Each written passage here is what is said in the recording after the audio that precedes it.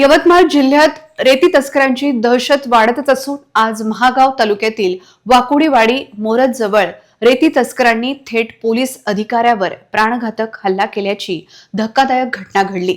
पोलिसांना स्वसंरक्षणासाठी गोळीबार करावा लागला। यवतमाळ जिल्ह्यात रेती तस्करांची दहशत वाढतच असून आज महागाव तालुक्यातील वाकोडीवाडी मोरद जवळ रेती तस्करांनी थेट पोलीस अधिकाऱ्यावर प्राणघातक हल्ला केल्याची धक्कादायक घटना घडली। पोलिसांना स्वसंरक्षणासाठी गोळीबार करावा लागला। अवैध रेती वाहतुकीवर कारवाईसाठी गेलेल्या पोलीस पथकावर 5 ते 6 रेती तस्करांनी दगड व लाठ्या काठ्यांनी हल्ला केला।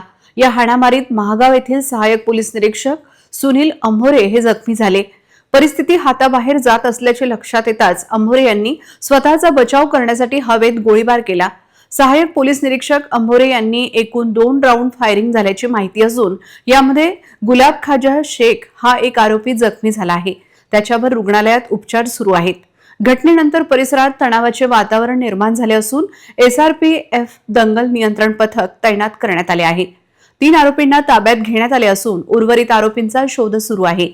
दरम्यान जिल्हा पोलीस अधीक्षक कुमार चिंता यांनी भेट देऊन पाहणी केली।